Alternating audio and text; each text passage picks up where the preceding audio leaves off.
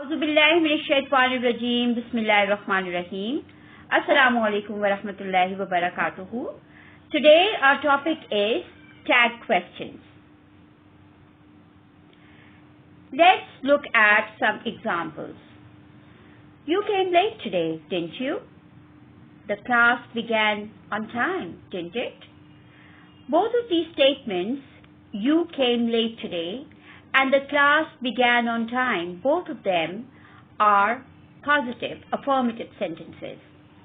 And after them, we have used tags that are negative. You came late today. The tense is past indefinite tense. The class began on time. The tense is past indefinite tense. And because we have past indefinite tense, therefore in the tag we have used did. And in the first statement, the subject is you. Therefore, in the tag, we have used you. In the second example, the subject is the class. And for the class, the suitable pronoun is it. Therefore, in the tag, we have used it. So the first rule of forming tag questions is that if the statement is affirmative, the tag will be negative. You came late today, didn't you? The class began on time, didn't it? And we will decide the helping verb that we will use in the tag according to the verb that has been used in the statement. In these two examples, the verbs are in past indefinite tense and therefore we have used did.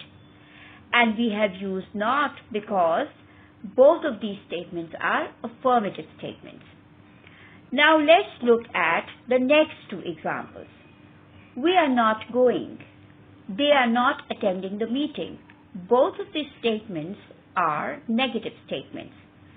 We have the word not in both of them. Therefore, the tag is going to be positive. The subject is we in the first sentence, so we have we as a pronoun in the tag. In the second sentence, the subject is they, and therefore in the tag we have used they. The helping verb are is used in the first statement as well as the second statement. Therefore, the tag begins with are.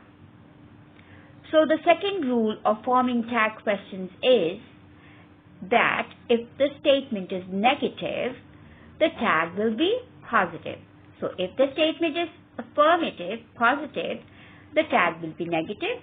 And if the statement is negative, the tag will be positive. The helping verb will be chosen according to the verb in the statement. And the subject of the subject or the pronoun that is going to be used in the tag is going to be according to the subject of the sentence.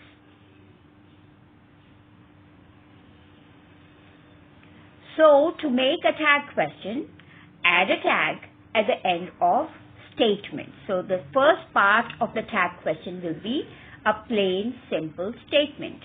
Make the tag using the verb in the statement. So whatever helping verb is there, your tag will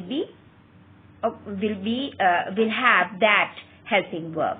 And if there is no helping verb, as was the case in the previous examples, where we had the past indefinite tense statements, then the tag will have did. If the statements are in present indefinite tense, then if the verb has s, the tag will have does. And if the verb does not have an s, then the tag will have do. Use an auxiliary if required.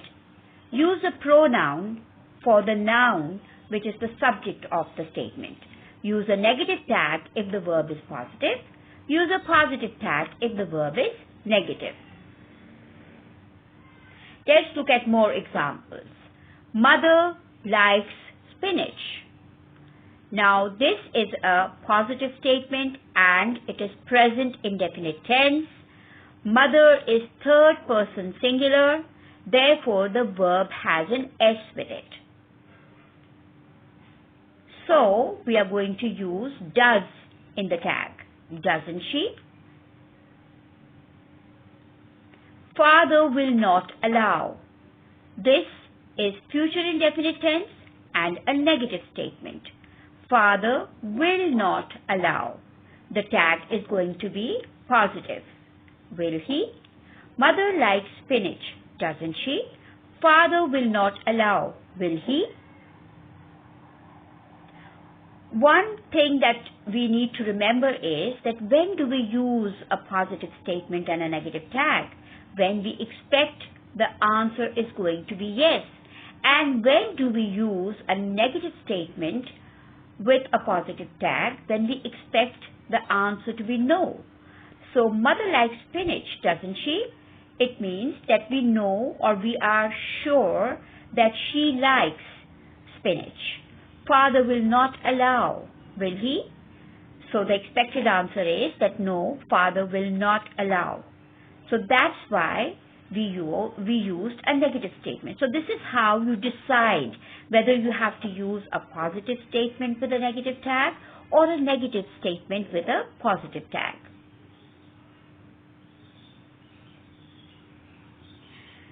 Now, after sharing your own examples, let's do this exercise.